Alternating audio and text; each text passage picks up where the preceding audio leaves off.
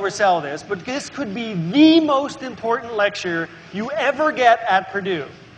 Is that overselling it a bit? Maybe, maybe. Especially with what it says about human potential in general. Because this lecture is about intelligence and talent and IQ and things like that. And it might say something about your potential as college students, as future citizens of the world, and global dynamics and things like that. Can you make a difference? And this lecture has some very interesting things to say about just how much of a difference you can make. And I'm going to talk a little bit about how that maybe, just maybe, everything you think you know about intelligence is wrong. But before we do that, I got to finish up a little bit about language. We talked about language last time. We talked about learning phonology, the sounds of words. We talked about learning segmentation, picking out words in the fluent stream of speech. We talked about learning semantics, or word meaning, connecting words. And then right at the end, and today, we're going to talk a little bit about learning grammar. What's grammar? Do you remember what grammar was? About putting words together to express new meanings, meanings that have never been said before. Remember I said language is really important because it lets people inside your head. It lets people read your mind. It tells them what you're thinking. And it's really powerful because you can express new thoughts, new ideas that have never been thought or said before. And this is pretty impressive. So what is learning grammar? It's the final challenge for infants to learn a language. Ultimately, kids have to learn how to talk and to combine words to express meaning, to put words together. So I can say, look, there's a pink elephant in the back of this room. There isn't, but feel free to look. That's never been said before, hopefully. Maybe it has. And this is a big one because grammar, unlike virtually everything else, is something that's really specific to humans. And this has led people like Noam Chomsky to suggest that maybe grammar is built in. It's like a heart or a lung or an elephant's trunk. No other animal's got a trunk. Well, no other species, as far as we can tell, has language. It's a specific adaptation to a problem of survival. Now, I know what you're thinking. Wait, other animals communicate. I hear, my cat rubs against my leg and says, meow, meow, meow. I don't have a cat, but if it did, it would rub against my leg and go meow. The dogs bark when they want to go somewhere. They can communicate, but that's not the same thing as grammar. In fact, it seems that humans are innately prepared not just to know about words, but to combine words to express new meanings. And in fact, if you look across all the world's languages, there are a great deal of similarities in the world's language. And regardless of the language, all kids seem to learn language at the same general order, at the same general time of development, and that includes kids who can't hear, kids who are learning sign language. So children who are deaf, who are learning sign language, they actually babble on their hands. They move their hands at the same time we would be babbling with our mouths. They start to come up with initial words, and then they start to combine signs. So it follows the same order, even if they're not talking, per se. So all of this seems to suggest that maybe language is built in. And nobody has to give grammar lessons to a kid.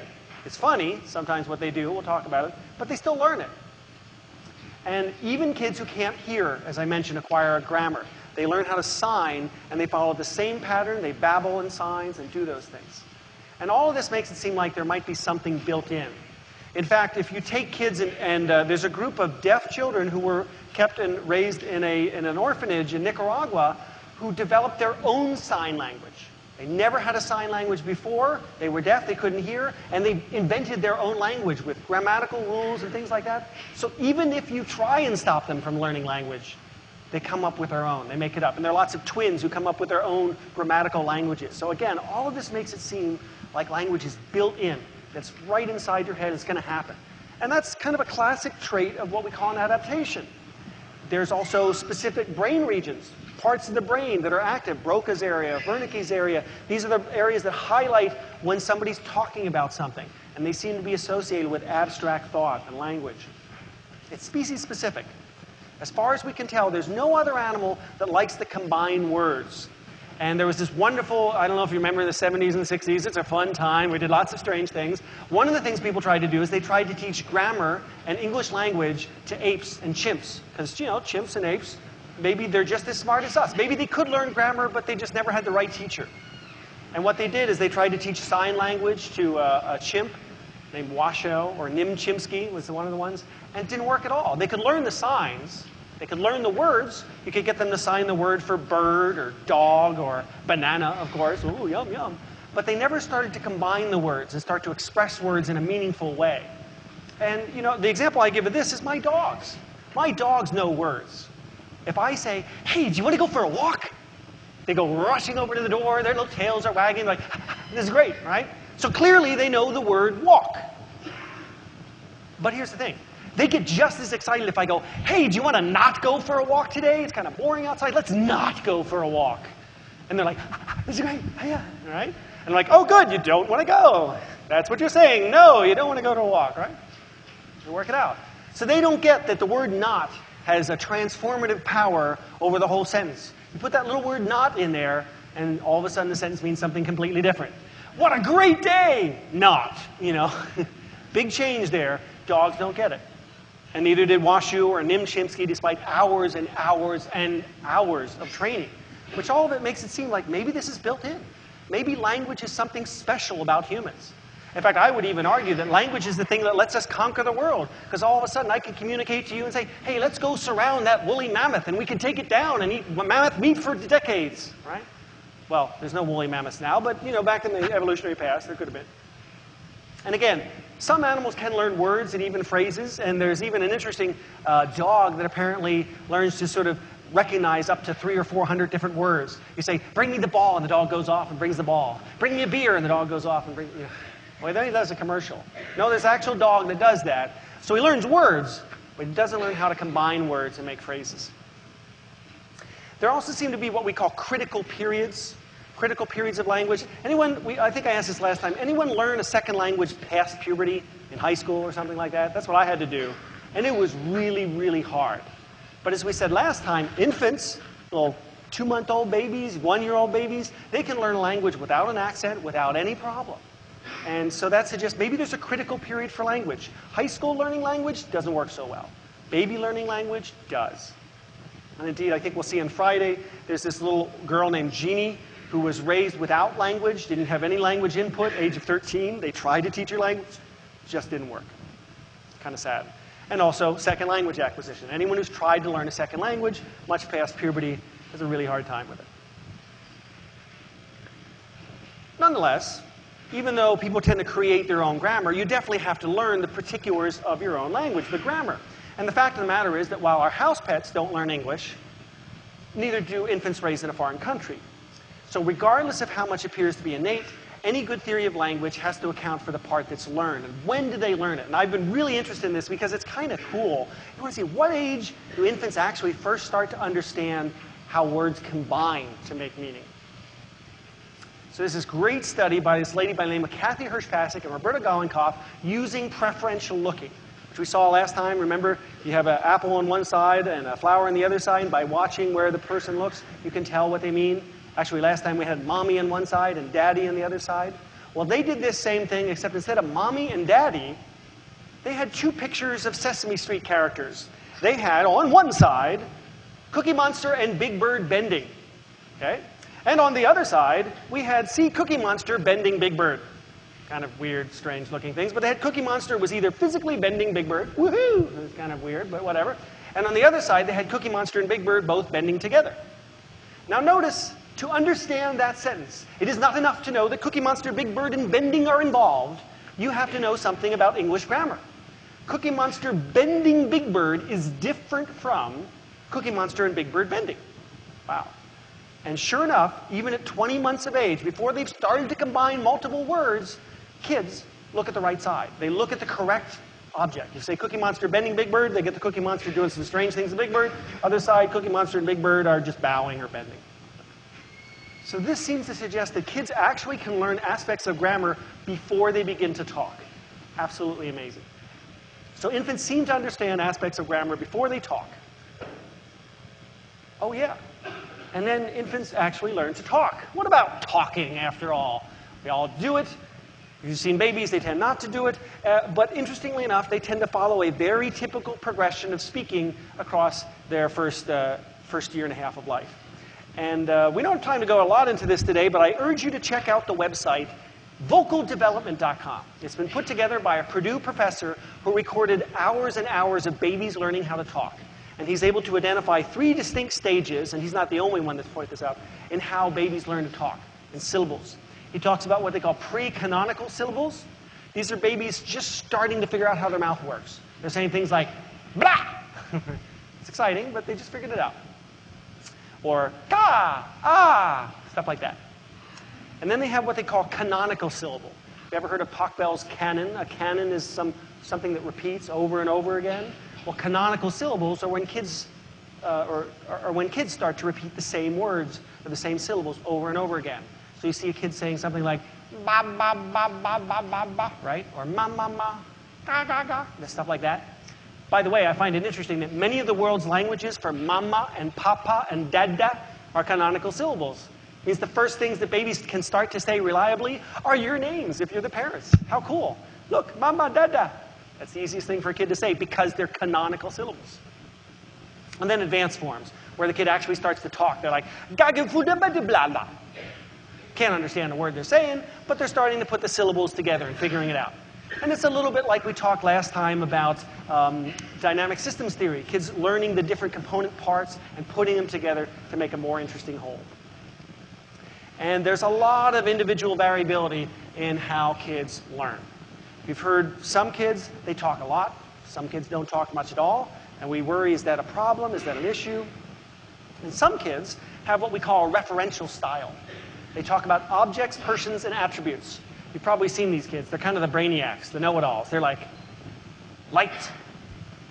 You know, they say one word, light, clock. Baby, poopy. You know, right? Oh, okay, referential. They talk about things. And then there's another kind of kid that doesn't seem to care about getting the specific words, but they're very expressive. They're like, hello, hi. They're sort of into you, and they talk about social. And they seem to talk a lot, but they don't necessarily know all their words. And my son, Sebastian, really fit that sort of thing. He wanted to communicate with people, but he didn't necessarily have the specific words. You can check this out. Here's what he looked like. Do it.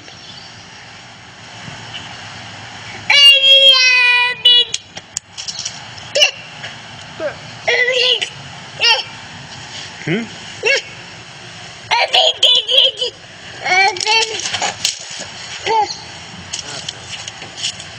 Nothing like playing with the air conditioner, right? We've got a whole play set out there. He wants to play behind the air conditioner. But that's an expressive style. He's trying to say something. He can't figure out the words initially, but then they get it together. And so what we say is some kids with an expressive style, they seem to talk more, but have smaller vocabularies. Kids with a referential style tend to talk in explosions of words, cat, dog, book, keys, block, and have bigger vocabularies, but they don't talk as much. Seems to be linked to mom. I don't know if you could guess how this works out. There are moms that are what we call interrogative. They like to ask questions of their kids. So, what did you do today, my little 6-month-old, right? And the kid learns to say stuff and gets reinforced for saying things even though they don't necessarily say the right things. So you can have your 6-month-old baby going, gah, gah, gah, gah, gah, gah, and mommy's like, oh, really? That's so great. Yeah. And that's expressive style. Then there are other moms who are themselves very referential. They like to talk about things. They're like, oh, look, Billy, it's a table, and here's a chair, and here's a computer, and here's people, and they point to stuff, and then the kid picks that up. So you can tell by looking at the mom or the dad how the kid's going to turn out. If the mom's like, look, chair, ball, keys, block, the kid's going to do the same thing. Okay? And most kids are sort of some mixture in between. You don't need to be worried about that. And when they first start to put words together, what's really fascinating is they seem to know grammar. They seem to know how words go together. They say things that are telegraphic. They get the most important words to get their message across. Like, Elmo eats, right? That's an agent in action. Or, big cookie. That's kind of nice. Or, my cookie. There's a possessor and possession. That's the right order. They don't say cookie my. They say my cookie. Or they say big cookie. If you're in France, they say cookie big because it works the other way. Or they say, give me cookie, which also, really important grammatical lesson to learn. They also do something else. They're aware of what we call grammatical morphology. Whoa. Grammatical morphology has to do with the endings and beginnings of words. So look at these rabid zombie rabbits, bunnies. If I say these are blickets versus these are blickish. So if I say these are blickets, what am I talking about? Rabid zombie bunnies. If I say these are blickish, maybe I'm talking about the color purple. Because it turns out blickish is used to refer to adjectives. Blickits, very subtle phonological difference, is used to refer to the number of things, adding an S. And so kids can use grammatical morphology to figure out what words mean, and they can also make new words. So in a classic example of this, Jean Berko-Gleason talked to 3- and 5-year-old kids and said, hey, look at this thing. This is a wug. You've never heard the word wug before, have you? But this is one. This is a wug. Oh my goodness, look at that. Holy moly, now there's another one. There are 2. Wow, how'd you do that? You're smart. And that's what 3- and 5-year-olds did. They said wugs. They've never heard the word wug before, but somehow they know to add the S to make it multiple. Not only that, by the way, they add a Z. They say wugs, not wugs, right? So they put it together right. And this shows that they actually understand how grammar works, how you can use little endings of words and add them to make new words and new expressions, even though you've never heard the word before. So if I say that this is a wugs, there's lots of wugs. Or if I say that this is blicking, then I blicked yesterday. They can add adjectives and change it.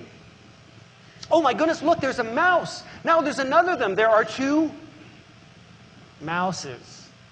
That's something we call over-regularization. 3- and 5-year-old kids do that a lot. Over-regularizing.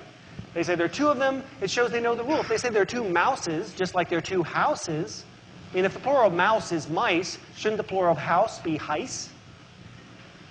It's not. And kids have to learn that. So over-regularization shows that they know the rule. And it turns out, if you want to recast it, the kid will say, look, there are 2 mouses. Mommy will say something like, yes, that's right, there are 2 mice there. And the kid learns the meaning for the word. Okay? So I guess what we've been saying with regard to language is that kids aren't vegetables. They know a lot about segmentation. They can segment words out from the fluent stream of speech using stress, statistical cues, and infant-directed speech, that talking funny to infants. They can learn the meanings of words using frequency, social cues, and learn heuristics, which we talked about last time. And they can learn grammar using grammatical morphemes, knowing about word order, Cookie Monster, Big Bird bending. And also over-regularizing shows they know the rules and how to add things to go.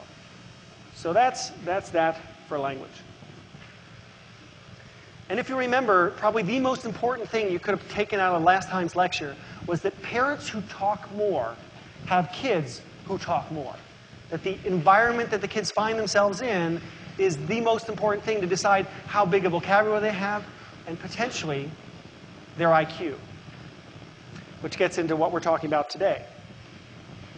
I'd like to start off a little discussion of IQ or intelligence or talent with a question posed by Malcolm Gladwell in his recent book called Outliers. I don't know if anyone's read this book. If you have, don't answer this question. But why is it that most hockey players seem to be born in the first half of the year? Did you know this? A common, interesting fact. It turns out that the vast majority of hockey players are born in the first half of the year, January, February, March, April, May, June, July. 302 hockey players, January, February, March, April, May, June, July, to about 200 in the second half of the year. Why is that? What's going on? You know the answer to that? So someone who's read the book, what's the clue? What's the secret? The cutoff date for your hockey league is January 1st. So somebody born January 1st will play in the exact same hockey league as somebody born December 31st, a full year, minus a day, later. That means the kid who was born in January is going to be bigger, stronger, faster, more coordinated. And coaches say this and notice it. They're like, man, this guy was just so big and fast and coordinated on the ice. We definitely knew that we had to get him in to more training because he was good. He wasn't good, necessarily. He was just older.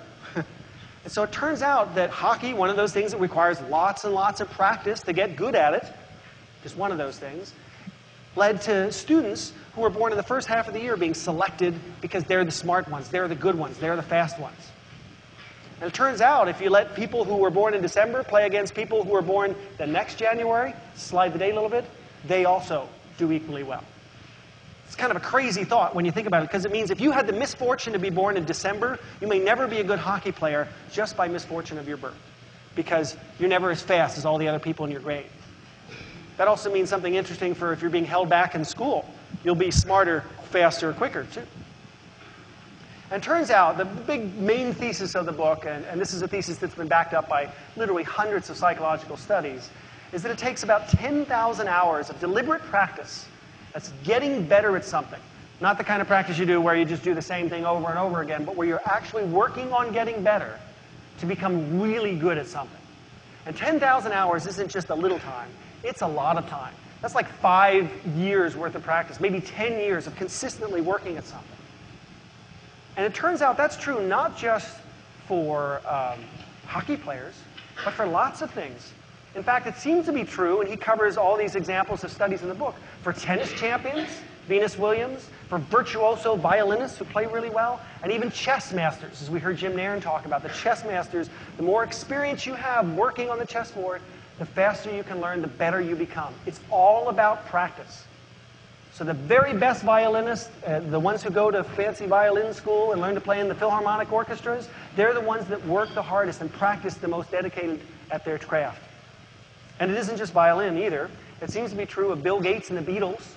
He gives an example in there of how the Beatles wound up being the misfortune of going to Hamburg. They got hired to work at a Hamburg strip club. Well, maybe that's not misfortune or not. Whatever happened there. The Beatles got hired. They were nobody before this. But when they went to Hamburg, they started practicing and playing, and they had to play every night from like 8 in the evening till about 3 in the morning. And they had to play, and they had to come up with new sets, and they had to practice together.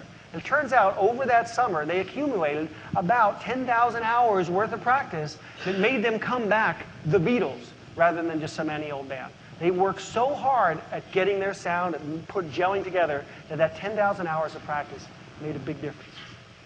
Same thing for Bill Gates. Bill Gates was programming a computer at a time when most of us had never even heard of a computer. He was incredibly lucky. His family just happened to, be born in a place where there were computers available, and he was able to sneak time on the computer, and he was able to program on the computer from 3 at night until 2 in the morning, keep working on it every night, and he got good, whereas everybody else didn't. So again, the idea behind this is that if you want to be really good at something, it has to be nurtured. And you look at all these successful students, greatness has to be nurtured. And it seems that it's also true for schooling, too.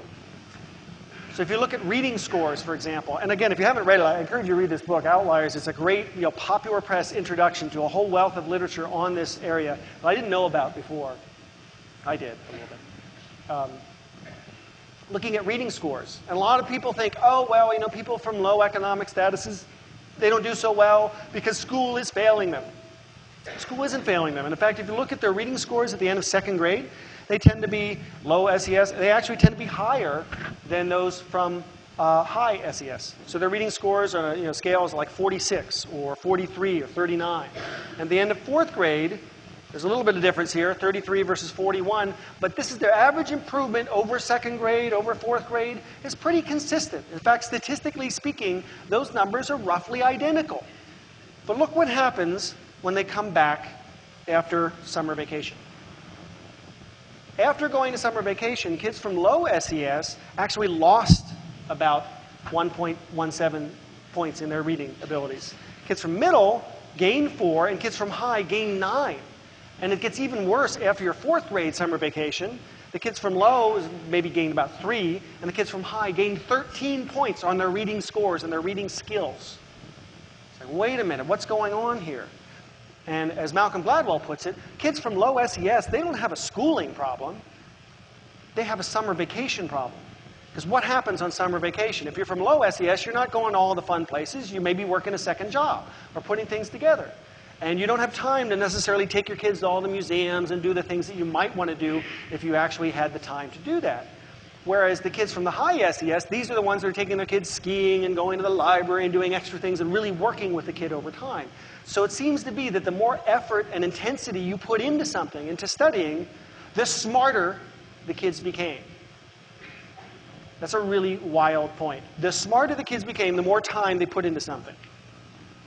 Don't believe me? Look at this interesting comparison between different cultures and their math scores. You'll notice up at the top there, we have Singapore and Korea and Japan have some of the highest average math scores, both in grade 4 and in grade 8.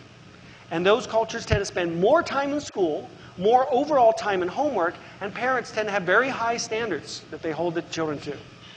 And they tend to emphasize, and this is a really important point, effort. It's not that you are smart or you aren't. It's all about the effort you put in. You can become smart through hard work. And you might say, oh, yeah, whatever. Yeah, we all know that hard work is great. No, it really does make a difference. And here's the thing that I find scary. Notice the blue bars are scores in grade 8. So here's the United States. Grade 8, they're an average of 500. Grade 4, they were an average of 550. So we're actually getting worse the older we get. Our scores are getting worse the older we get because we're not putting in the kind of time that it would take to really succeed at the absolute top level. But all is not lost. There are programs in the United States that do exactly that, that say, hey, time and effort makes a difference. There's a program called KIPP, also mentioned in this outlier book. Their daily school day, try and picture this one, goes from 7 a.m. in the morning to 5 p.m. at night, Monday through Friday. Oh yeah, by the way, and they also go 8:30 a.m. to 1:30 p.m. on Saturdays. Sounds good? It's pretty intensive, there's no question. But they have very high standards. They set themselves as those with very high standards. They say, you are going to be meeting this in a way that typical students don't. And they really insist on lots of practice and lots of working and making learning fun. What happens? These students who come from typically disadvantaged populations score 85% of them, 84% score at or above grade level. And this is in a group of students who typically score almost 100% below grade level. So you're taking from not making the grade to most of them making the grade by having more time and more things like that. I don't know about you, but this kind of changes my thought process about intelligence. Because when I was growing up, my parents, they're good parents, right? They always say, oh, you're such a smart boy. You learned to tie your shoe and you're only 20, you know, right? Oh, wait. I still haven't learned to tie my shoes. Yeah. Use Velcro, thank you. Or loafers. But parents can say that kind of thing and they think, oh, I'm really smart. But what happens when you go to school and all the other kids laugh at you because you don't really know how to tie your shoes yet? And you're like, oh, I must not be smart anymore. I'm really dumb, you know. Or you just want to ignore those kids. That's kind of a problem. But the problem is that greatness must be nurtured, but greatness also requires effort. So this gets at this question of what is smart? And I don't know about you, but this lecture kind of changes my idea about what do you think about IQ? What is smart? Are some people just born brilliant? Or can you actually change your IQ over time? And historically speaking, there are 3 ways to answer that question. And we'll cover some of those ways today and probably finish up on Friday. One way, how do you know you're smart? Anyone here know that they're smart? Anyone know somebody else that's smart? Okay. How do you know? Why are they smart? How do you know? What's that? They get good grades, right? They take the test and they set the bar. You know, you go after the algebra test and you go up there and, oh, there they are at the top. Or now they can't show people's grades, but you're like, how'd you do in the test? Well, yeah, I got all, I'm really bummed because I missed one question. You're like, jeez. So test scores, that's how we think about it. Smart could be test scores. Smart could be your skills. It's an interesting thought. Most people don't really think about it, but sometimes smart could be how good you are at something. Is Michael Jordan really smart because he's a good basketball player? Interesting idea. What about Mozart? He seemed like a genius. Many people consider Mozart one of the genius of musical things, but he's pretty bad at calculus. Maybe smart is about collecting a certain amount of skills, a certain amount of talent. Or maybe smarts is smarts, street smarts, art smarts, and geek smarts. So when we talk about those 3 things, what we're really talking about, if you say that smart is test scores, you're in a long line of psychologists who did nothing more than test smarts using what we call psychometric theories, measuring the mind. Dr. Nairn talked about this, psychometric theories, the idea that you can measure your smartness via a test. And then if you say that, no, actually smartness is a little different than that, it's about skills, then you're talking to a guy named Howard Gardner. Has anyone heard of Howard Gardner? He's huge in the education literature. If you ever take an education class, this guy's theory of multiple intelligence is the big thing, the hot thing. And if you say smarts is smart, there's a guy by the name of Robert Sternberg who we'll talk about that really mentions and makes the point that smart is really dependent on what culture you're in. So, anyone here ever taken the SATs? Hopefully, you had to get into college, right? Anyone here ever taken an IQ test? IQ test, a few of those. I have to take that ASVAB, the military test. They make everybody take that, or law test and things like that. Well, you just joined a long tradition starting as early as 1904 called psychometric theories. In psychometric theories, they want to test people and use the patterns of test performance to determine whether you are smart or not. Smart or not. There's hot or not, there's smart or not, too. And the test scores provide evidence for general intelligence, something we call G, and specific intelligences. And again, as I mentioned, it all started in 1904 with Alfred Binet and Théophile Simon. Simon, Théophile, and Alfred. Wait, 1904. They were assigned with a potentially dangerous task. The French military wanted to classify students as bright or dull. They wanted to know, who can we help? Who are the bright kids that we want to target for further schooling? Who are the kids that maybe, should just forget about it, right? Wow, tough stuff. And they had to classify it, and they came up with this test, eventually became known as the Stanford-Binet IQ test, to try and figure out whether French school kids are bright or dull. And this is a really interesting psychological problem. How can you tell whether or not you're smarter than everybody else? So what did they do? Well, they came up with this concept of a mental age. You talk to some kids, and they just seem to be smarter than their age. Like the little kid who's very precocious, who's like, yes, I know all the US presidents, and I'm only 2, right? And if you've seen that YouTube video, this little kid flipping through videos, he knows all the YouTube presidents, doesn't know all the YouTube presidents, he knows all the US presidents. And he's sitting there, and he's like, wow, that kid's really smart. He's definitely smart for a 2-year-old, right? You wouldn't say he's smart if he was in this class. Most college students know, hopefully, the presidents. And so this is what they came up with, this idea of a mental age and this concept of an intelligence quotient. Anyone remember from math what a quotient is? It's fractions, man. I love fractions. It's dividing something by something else. An intelligence quotient is dividing your mental age by your chronological age. So if your mental age, if you're really, really smart, you're like a 10-year-old in a 2-year-old's body, like that kid was, you'd be considered really smart. If, on the other hand, you're like a 2-year-old in a 10-year-old's body, maybe not so smart. And that's how they come up with the idea of a mental IQ. So a 6-year-old with a mental age of 7 has an IQ of 116. So you're typing on your calculator furiously, it's basically 7 divided by 6, which is 1.16, times 100, or 116. The IQ test, by the way, is normed at 100.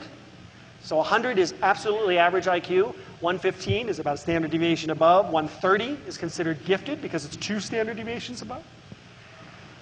So how about a 4-year-old with an IQ of 75? What's their mental age? That's kind of easy if you think about it. It's 3. Because 75 divided by 100, man, you're like, I had no idea how to do fractions today. It's 0.75. So 0.75 times 4, that's 3 years. So 3 years divided by 4 is 75. That would be considered at the low mental retarded. So they would be targeted for special intervention and things like that. So standard deviation, 2 standard deviations below the mean, mentally retarded. 2 standard deviations above the mean, gifted. Let's send them to some fancy school. Simple, right? So I can classify you guys. I can give you a test, and we can send you off into the world, classifying the bright ones, the dull ones, and everything's fine. That's what Binet thought. And these days, by the way, IQ, they don't do the mental age thing. They simply compare you with others your age. If you're in the top 95% of the brackets, oh, you must be gifted. If you're in the bottom 95, you must be mentally retarded. See? And here's what that looks like. It's a normal distribution. So if I gave all of you an IQ test, we'd see this distribution around 100. So simple, easy, and fixed. You are either smart or you're not. That's how these guys thought about it.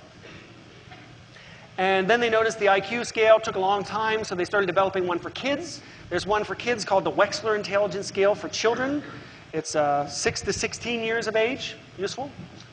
And then it's got separate components and all sorts of things. It's like the precursor to the SATs. It has a verbal component and a math component. Here's one of the examples of that. Sample items include things like, how many wings does a bird have? 12. Thanks, kid. What is steam made of? Things like that.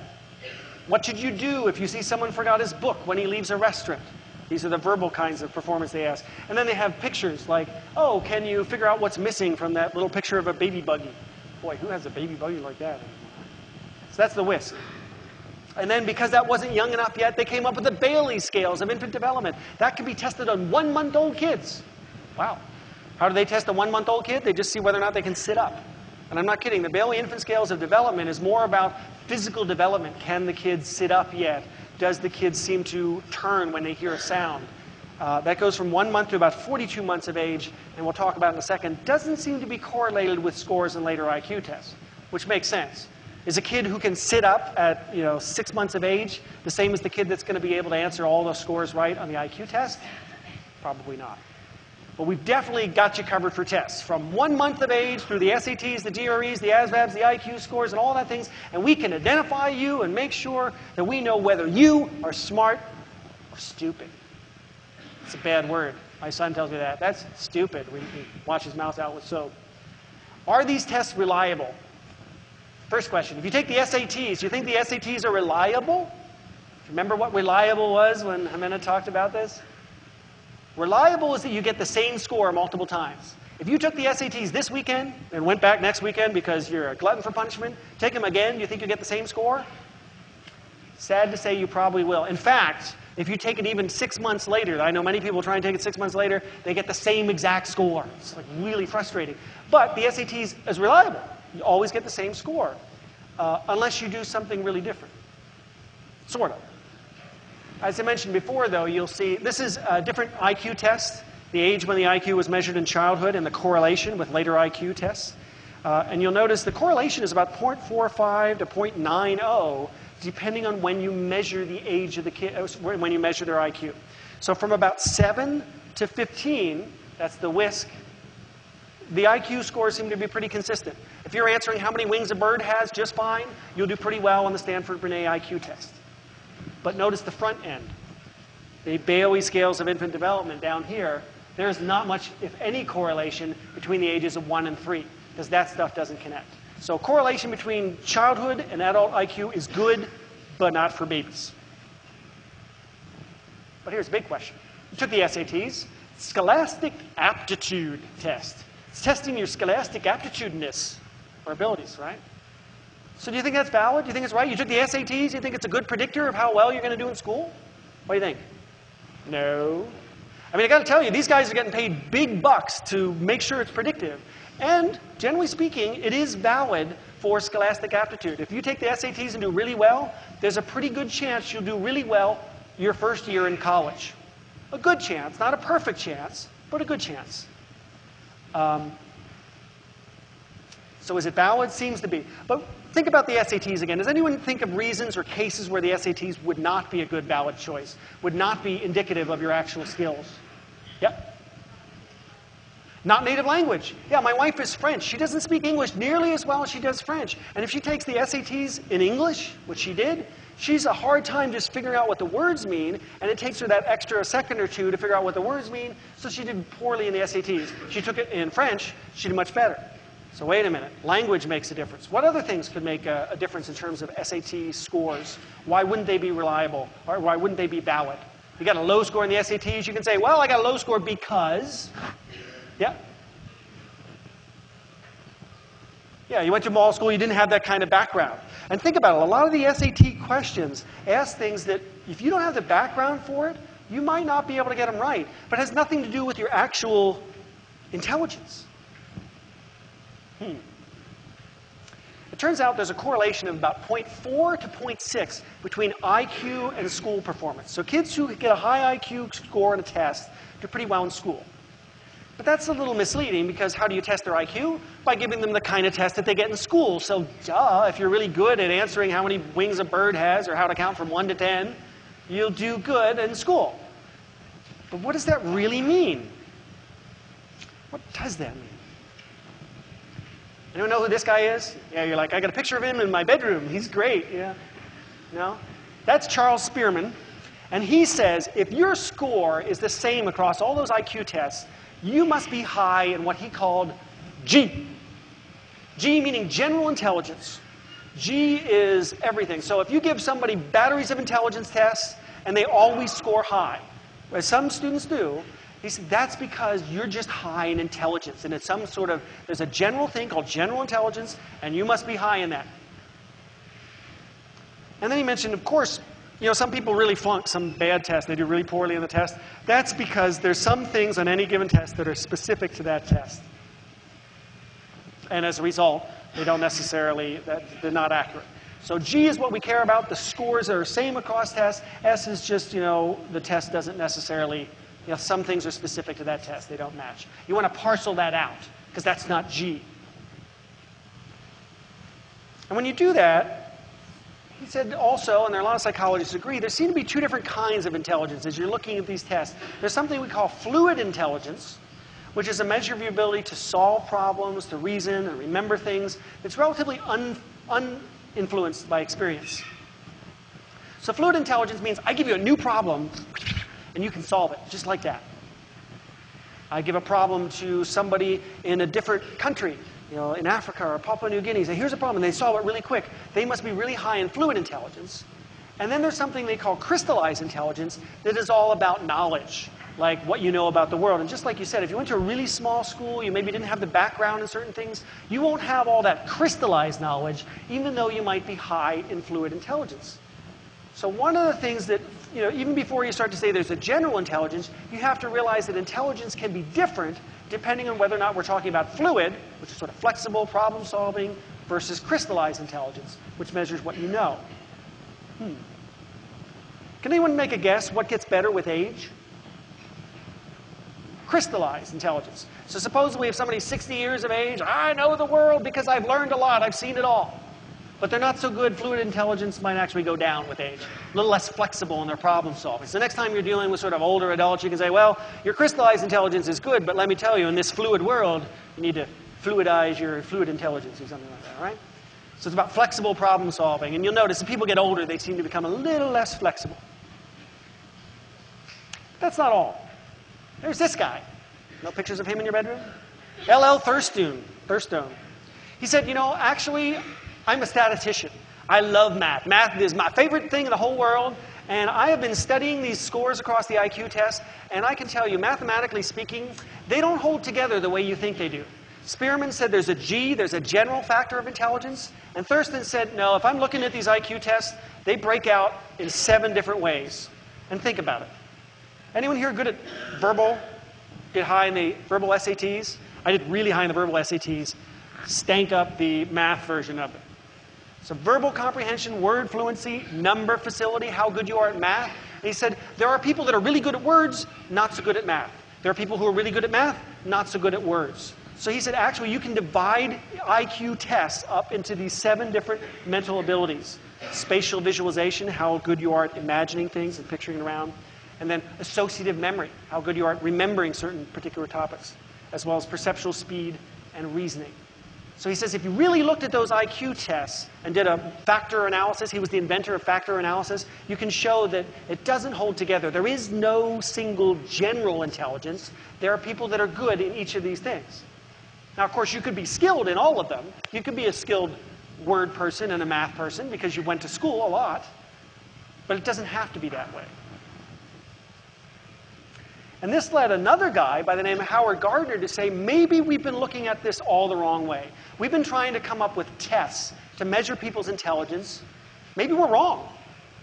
Maybe intelligence isn't really one thing at all. Maybe it's not about being measured by a test. Maybe what you should do instead is look at child development. Look at brain-damaged adults and look at exceptional talent to find areas where people are truly exceptional and unique. And these areas are completely independent. So it's a lot like what Thurston was saying, but in the case of Howard Gardner, he says, let's look at prodigies.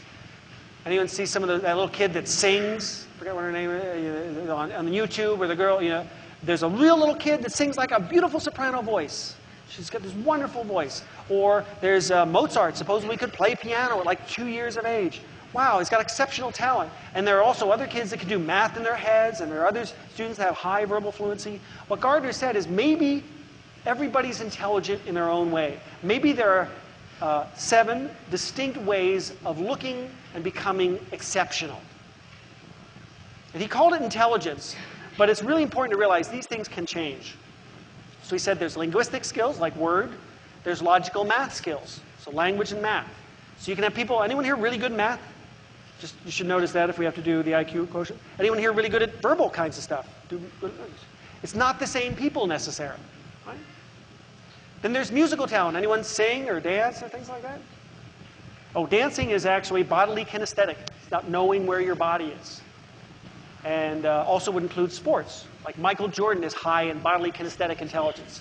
Spatial relationships, you'll notice some of these are similar from what Thurston said.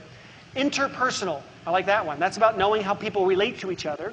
And intrapersonal, knowing yourself, knowing sort of your own internal limits. And people can be high in these independently. And importantly, for Gardner, everybody, the world is filled with these kind of intelligence. What do we teach in school? Math and language, if we're lucky. And so what's happening here is Gardner says that's a travesty. You should be teaching people music or bodily kinesthetic or spatial, because when they go out in the world, that might be what their expertise is in. Later on, by the way, he said now there are probably 9 types of intelligence. As I thought about it and wrote my 24 books, I decided there are probably 2 more types. He had a naturalistic, sort of a sensitivity to biology. Some kids that seem to be really tuned in to natural living things. And there's another group called existential, which is like thinking about great things, religious leaders, things like that. But the point is that these are all separate, and that human potential is not just about math and science, not just about linguists and math. It's about all these other things. And to maximize your potential, you need to think about all these different types of experience and intelligence. So what does that mean for education? Those of you who are education people. There are lots of different types of intelligences, and I want to teach people, I want to maximize human potential. What does that mean? Don't pigeonhole people. Teach all the skills. So if you're coming to a class, maybe you sing a little song, right? Maybe you do a little dance. Help people recognize and find the common thing. Teach all skills. Because when people go out in the real world, sometimes they have to know sports. Sometimes they have to know spatial things, right? How many people in here think intelligence is one of those things that's fixed? You can be born smart, right? We know you can be born dumb. We talked last time about there's a group of people, 2 standard deviations below the mean with an IQ of 70 or less that we classify as mild to moderately mentally retarded. And we put them in special education classes and we help them out, and all that's good, right? And you would want to help out people who are born that way. And there are certainly, following various brain damages, things that can happen. And not to say brain damage is bad. What about the other side? Do you think there are people out there that are just born geniuses? What about Einstein or Mozart or Frank Lloyd Wright? Were they born that way? And I guess what I'm asking about is, do you think intelligence is fixed versus malleable? You think it's a trait or a state? Think you can get smarter over time? By coming to college, you can actually raise your IQ scores. What do you think? How many people here think it is a fixed trait? You're born smart. Nobody? Good. That's why you're here, I guess. Turns out you're a little bit abnormal in that in 5th grade, or 7th grade, sorry, 7th through 8th grade, if you ask students whether they think intelligence is a fixed or a malleable trait, students will give you 2 different answers. Some students will say, I think intelligence and smartness is something that you can learn. You can work hard and study, and the harder you work and the harder you study, the smarter you become.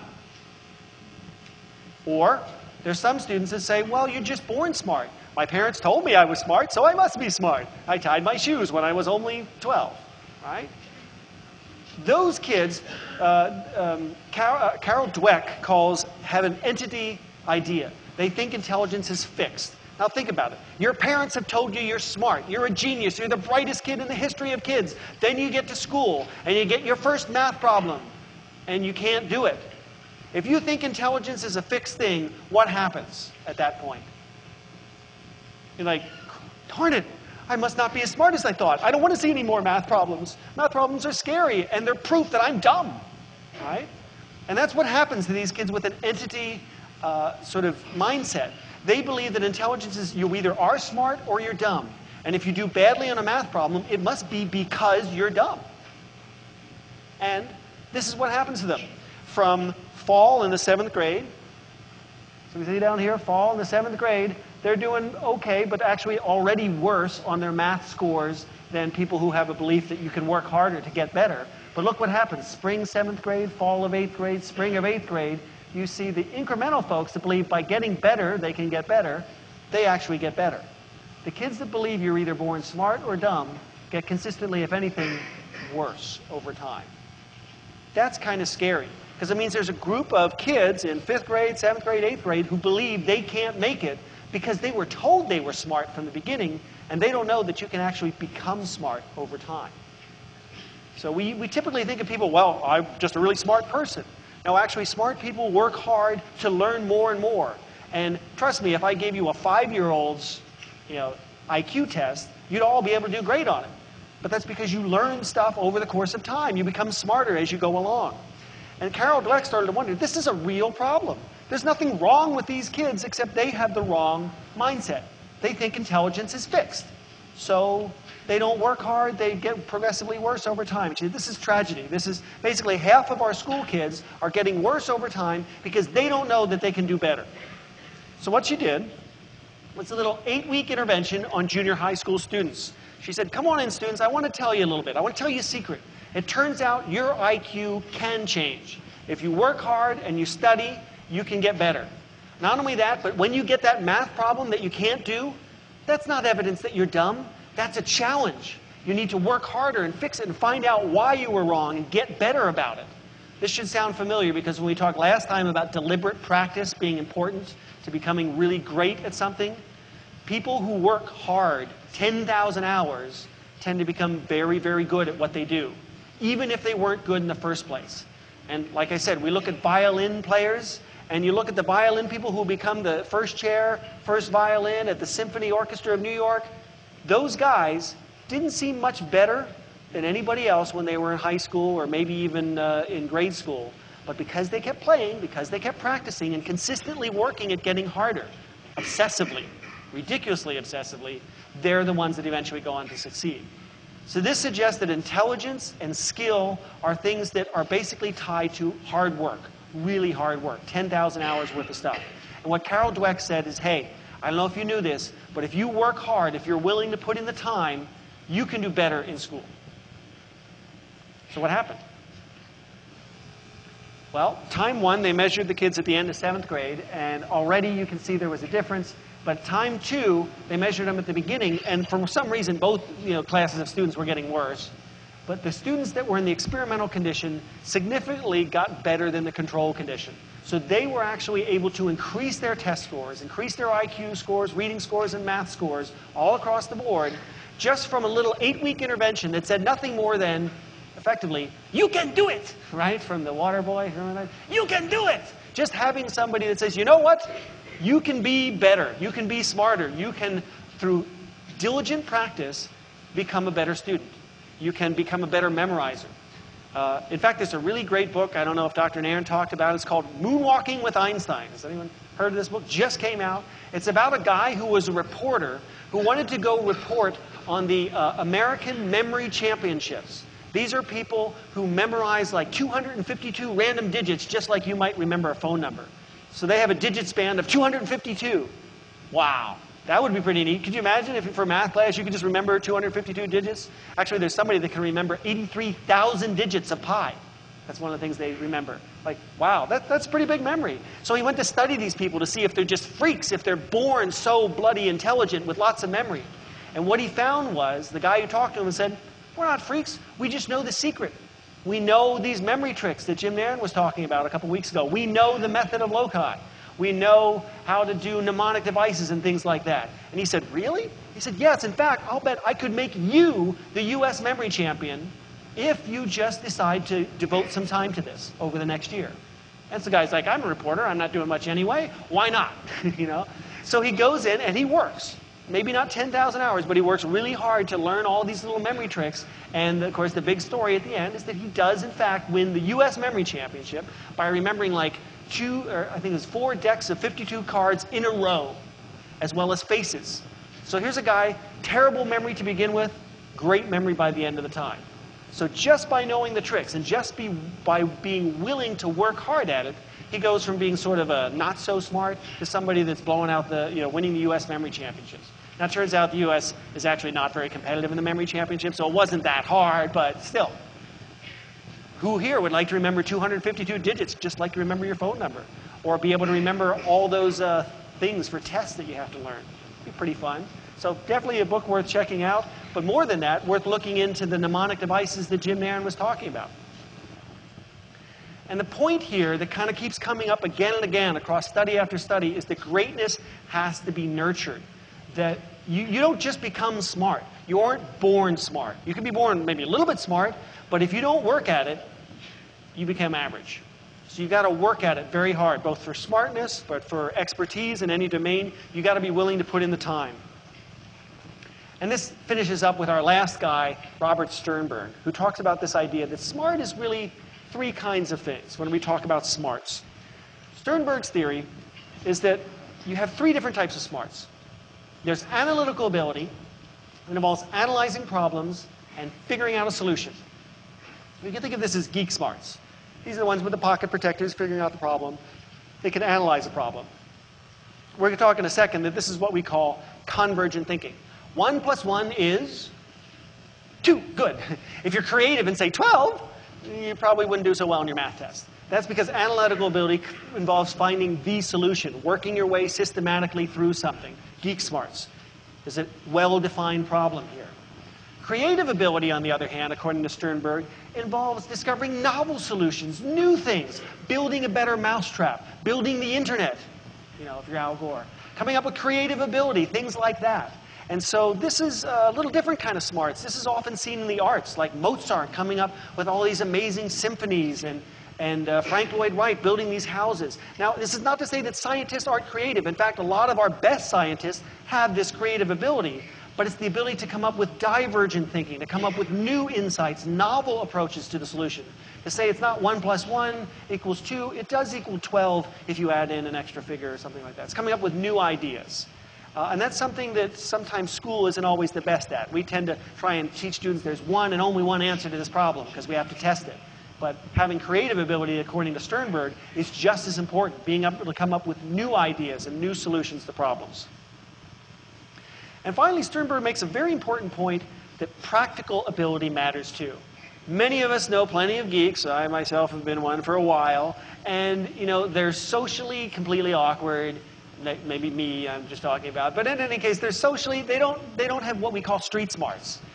Boy, he's a really smart professor, but he's quite the little egghead. He has no idea how things work in the real world. And that seemed to be a thing that Sternberg was important. He said, it's great that you can remember 252 random digits. How well is that working out for you in the real world? And of course, what this moonwalking guy says, well, it doesn't really change a whole lot in his daily life. It means he doesn't need to keep a phone book around, but still. Doesn't change a whole lot because you need street smarts as well. You need practical kind of experience. So for Sternberg, you need to think about it in terms of geek smarts, art smarts, and street smarts. And importantly, with the street smart thing, is that context makes a huge difference. Depending on your culture, depending on the situation, we'd all look pretty dumb or pretty smart. So you think about it, something you're really good at. Some people I know learn lots of sports scores, they know all the sort of sports stats and statistics, and be like, boy, you're a genius. How come you can remember all those sports stats, but you can't remember the equation for a line, right? Seems really simple. You get all these complicated sports stats you can remember, but the equation for a line you can't. Weird. Different context makes it different. And what if you go to another culture? Really, really rough. Because cultures have different values for what they consider smart. Here in America, we're big on the tests, as I mentioned. Psychometricians are all about measuring your smartness. But there's something that's funny kind of happened. If you talk to different ethnic groups or different socioeconomic status groups, they don't do so well on these tests. In fact, Asian Americans have the highest score on our standardized tests compared to European Americans, compared to Hispanic Americans, compared to African Americans. We don't think this has anything to do with genetics or anything like that, but the group differences can be reduced if you compare similar economic status, so similar backgrounds. And again, it's kind of about what you know.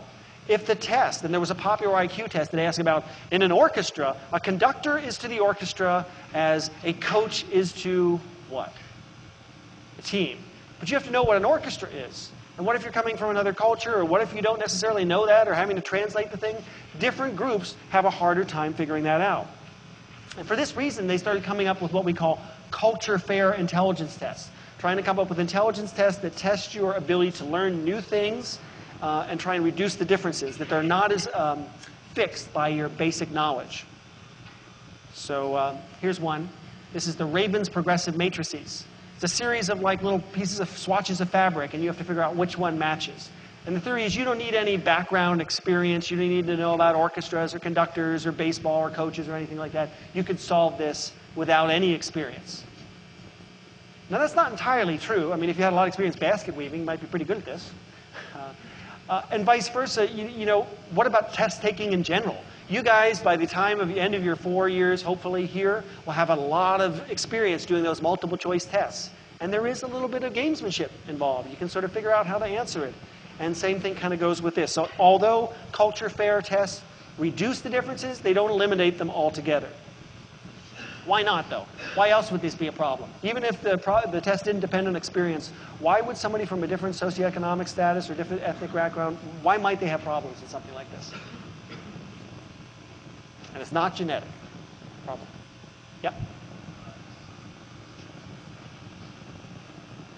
They don't have that cultural background, even just the culture of taking a test. Absolutely. The other thing that happens is something we call a stereotype threat. Here's a really weird one. There's a stereotype that my particular culture, my particular group doesn't do well in tests. And I'll give you one classic one. There's a stereotype that women don't do very well in math. I don't know why it's there, but this is the stereotype. And just knowing that stereotype makes you mess up. Oh, you suck at math, so you're going to do worse. So there's this weird finding where they found that females actually can do the test really well unless you remind them of the fact that, by the way, do you remember that women aren't supposed to do very well in a math test? And they did significantly worse on the test if somebody reminded of that. And it could be a really subtle reminder, just like, you know, boys are pretty great at math or something like that. Just that is enough to kick it down a little bit. So that's what they call this sort of stereotype threat, that just even the knowledge that maybe you're not supposed to do as well can lead you to do worse. And think about that. That's another thing. The belief that you're not as smart as you think you are, the belief that you could be failing, can make you fail. Everyone's had that experience in a test, right? You're taking the test, and you're like, oh my gosh, I don't know any of these things, and you start to panic, and then it goes downhill from there. Yeah. It could be, well, that's a possibility. Maybe the stereotype is true, but here's the thing. If you, well, it is possible. Maybe there is a stereotype for a reason. But, it makes sense, but if you don't remind them the stereotype, they do a lot better and about the same as everybody else. So you can do things to sort of make them forget about that, just sort of, oh, slip in a little math problem while they're doing something else, and they do great. And I'll show you another reason that kind of gets at this. Test-taking skill must be considered. Anyone ever heard of the Flynn effect? The Flynn effect refers to the fact that IQ scores have steadily been increasing about 3 points per decade over the past as long as there have been test-taking. That means, now we actually always renorm the test to keep them at 100. But here's the thing. When you guys take an IQ test today, it is significantly harder than an IQ test that would have been given to your parents. You know, if it's 2 decades ago, it's about 3 points, it's about 6 points easier. And that means Mark Twain, born at 1904, would be as many as, would be a whole standard deviation lower on his test. That means Mark Twain was a moron, according to today's IQ tests. Wait a minute, Mark Twain, a moron? I don't think so. No, it turns out as people become better schooled, become more knowledgeable on tests, their scores go up. And this is why I was talking about it. The stereotype threat makes people do worse, and the fact that they don't have as much test-taking skills. But it can't be that they're becoming smarter over time. There's just not that much, you know. You're telling me you guys really are 6 points smarter than your parents? Maybe. We'd like to think so. Yeah, probably. But okay. But forgetting that, it does make a difference. And one of the things that Malcolm Gladwell points out, he's a nice little essay on this, is it might be to do with thinking scientifically, being able to get your framework around it. And he gives a great example. When Flynn went to do IQ tests on people in different cultures, something really weird happened. They decided to give that whisk. Remember the whisk test in Liberia? And I love this quote. He says, to the frustration of the researchers, the Skapelli tribe chose functional pairing. So when you gave them these sort of tests to do, they would put a potato and a knife together because a knife is used to cut a potato, right? A wise man could only do such and such. Knife goes with potato, not with fork. And they're like, but that's stupid, that's wrong. And finally, after they were really exasperated, they said, well, how would an idiot put this thing together? And then they sorted it happily into, you know, knives and forks go together and potatoes and other vegetables go together. So wait a minute. So basically, the way we take tests is considered a moron in other cultures. That's the way fools do it. And vice versa. When somebody from a different culture comes in here, they don't have the same framework necessarily. And the point is, it's not that there aren't differences between cultures, but that if we place value on these tests, we start to think that people are born smart or not. That different cultures, you might be surprised to know, there's a big, very controversial book that came out, The Bell Curve, talking about why certain groups just aren't as smart.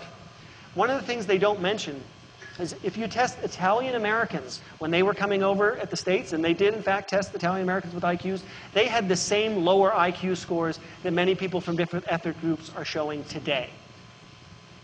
Now, are we supposed to believe that Italian Americans magically got really smart in the past couple of years? No. They became enculturated in American culture and how to take tests, and they got to do better. So this whole Flynn effect is basically about test taking, which means that your potential is only limited by how hard you're willing to work. And this basically says that intelligence can indeed change over time. And I don't know about you, but that's kind of a big thing, because I was one of these people that was always told I was very, very smart. And as soon as I got sort of challenged, I'd be like, oh man, maybe I'm not, maybe I'm a fake, maybe I'm not as smart as I thought I was. And this is kind of revolution. It says, you find something that's hard for you to do, you should work at it harder, become better at it. You don't like fractions, work hard at fractions. You can become a master of them. You're not so good at remembering things, go read this book, Moonwalking with Einstein. You'll be able to remember 252 digits, just like anybody else. So you too can be brighter, faster, smarter, just like those gifted and creative kids.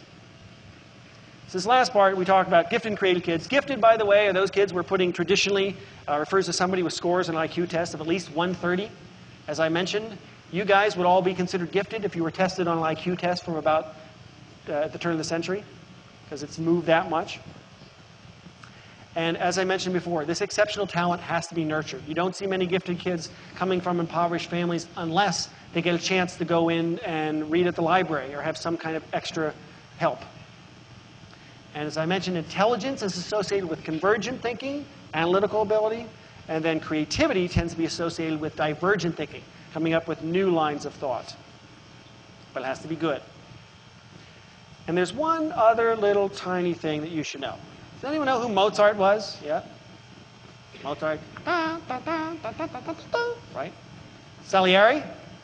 If you've seen the movie Amadeus, you might know who he was. He was a contemporary of Mozart. He was actually more popular than Mozart at the time, but today we don't remember him at all. We say he wasn't very creative. Mozart was this sort of bastion, huge creative guy. Salieri, not so much.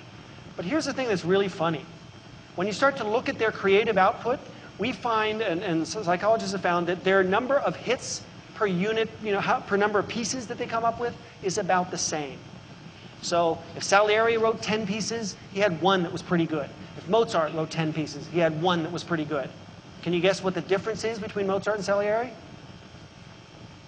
Mozart wrote a lot more. Even in his brief life, he was writing like all the time. He had something like 100 pieces to Salieri's 10. Which means if he had 100 pieces, he's going to have 10 really good things, and maybe one of those 10 is going to be incredibly exceptional because he worked at it massively. Bach is another one. Johann Sebastian Bach did a lot of things. Incredibly productive guy from birth. So it turns out that what we think of as creativity might just be productivity. If you're willing to produce a lot of stuff, sooner or later someone will be good. When I first I started taking pictures, photographer, I'm not a very good photographer, but I did learn one thing pretty quickly. If you take a lot of pictures, some of them will be good. And then you just throw away all the ones that are not so good, and then bring up the ones that are, and you look pretty good. Same thing kind of happened with Mozart. Believe it or not, there are a lot of pieces out there that are not so great. Especially if you look at some of his early work, you think of him as a child prodigy. Some of that early work is not so good, and there's some evidence that his dad corrected his homework for him. Like, oh, what he really meant to write was this.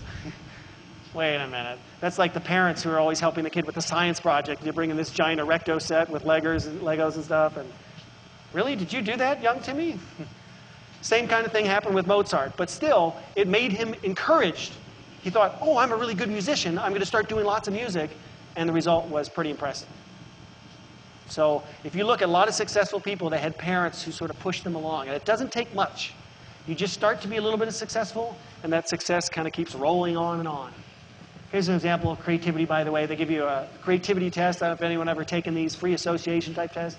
You can have a circle, and you have to come up with as many uses for a circle as possible. That's convergent thinking. They can also test how creative you are by the examples of some problems like this. I told you I didn't know much about insight, but that was a little bit of a lie. When I was in my previous life as a graduate student, I had to work in a creativity lab. And I gave students this problem. If you know the answer, don't say it, but let's see if we can solve it. I hope. There's a problem, by the way, that most people have with insight is they're fixated on a particular frame, or they tend to look for evidence that confirms what they're doing. So take a look at this problem. Okay, here we go. Dan comes home to find Charlie dead on the floor. Also on the floor are some broken glass and water. Tom is in the room too. Dan takes one look and he immediately knows how Charlie died. Your question is, how did Charlie die? You ask a few questions if you like, but if you know it, don't know. It's like one of those Agatha Christie murder mysteries. There's glass in the thing. How did he die? What do you think? Any guesses in there?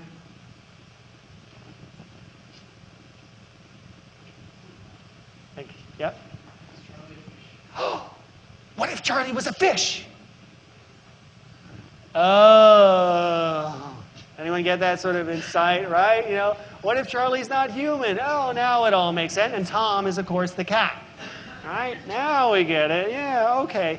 That's an insight problem. Most people are working through, well, maybe there was an ice cube on the floor and he was stabbed to death with an icicle or something like that. Or maybe the broken glass got hit over his head. And believe me, I heard all of these stories that the people were like, well, was Charlie and Tom having a fight? And they're like, well, not exactly. Kind of nature taking its course, right? You know, and they ask things like, you know, was it murder? Well, I don't think I'd call it murder exactly. And then my personal favorite is, you know, did Charlie drown? No. He suffocated, actually. You know, and it's kind of tricky little answers as they go. And the point of this is you got to avoid, there it was, great, it showed up for 2 seconds, is functional fixedness. Your frame sets the range of response. When I say Tom and Charlie and Dan, you're thinking Agatha Christie murder mystery, you're not thinking fish. And as a result, you're fixated on one thing, and then only after you maybe go away from the problem for a little bit, or you think about it in a new way, do you go, oh, I got it now. And these are these insight problems. So it's one of the things to think about, that sometimes you can be so fixated on solving a problem that you can't solve it. Anyone have that thing where you're trying to come up with somebody's name? And you're like, oh, what is that name? What is that name? I can't remember it. And then you're like starting to play video games later, or doing something else. You're like, oh, it was Bill. Right? That's how functional fictionist works.